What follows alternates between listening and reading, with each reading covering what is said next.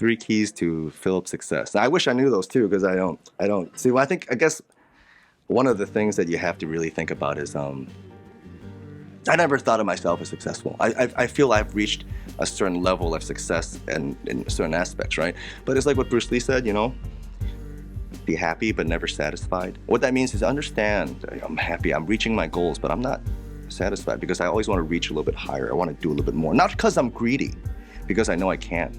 I know I have that skill set. I know I have those ideas in my head, and I know I have stories to tell, and I know I have the skill set to tell those stories in a way that are exciting for the audience to watch. I know I have those skill sets, but as people in this, I'm sure in your industry, the hip hop industry knows, and in the music industry knows, it's not just about your abilities and your talents. It's a lot more than that. There's a big network of things you have to fight through to get your brand of entertainment to be seen by other people. Right now, it's a lot easier than before with the advent of the internet. But I think hip hop is very important to getting martial arts culture, martial arts movie culture. Maybe not martial arts culture, but martial arts entertainment culture in the West, because they incorporate in their lyrics, like you said, Wu-Tang and all those people.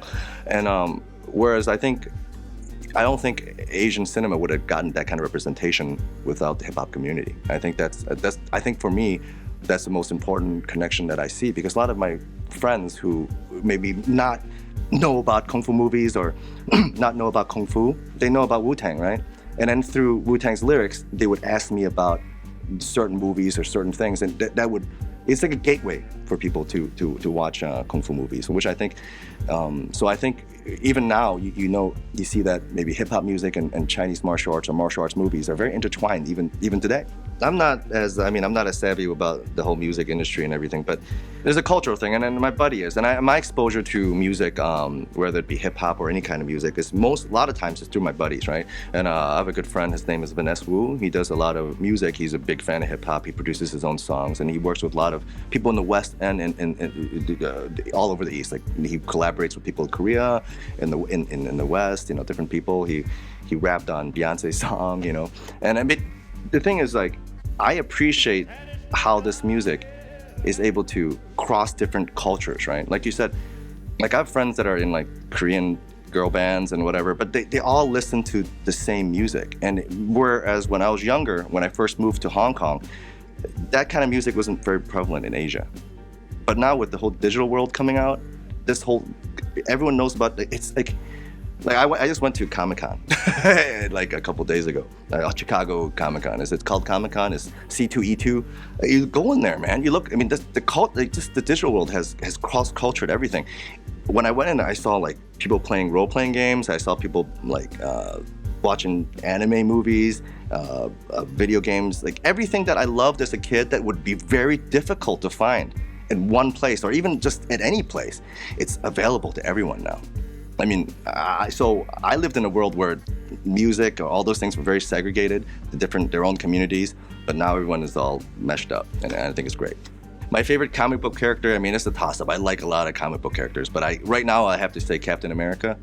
I know it's kind of cheesy, right? But he's like a Christian superhero, but then he's kind of cheesy. But thing is, like, okay, if you're backed in a corner, who do you want to help you out?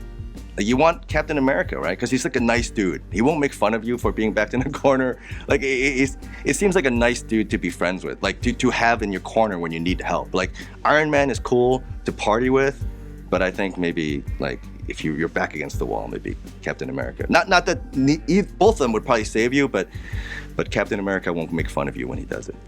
My favorite Star Wars character, Han Solo, man. Of course, everyone's favorite character, right?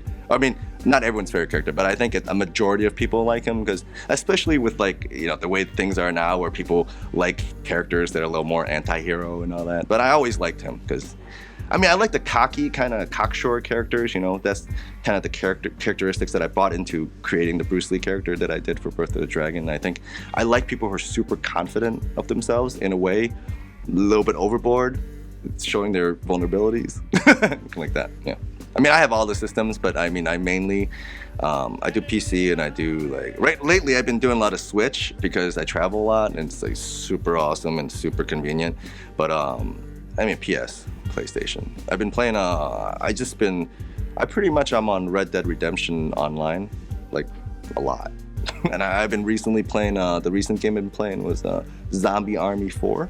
Yeah, I like to shoot things and punch things.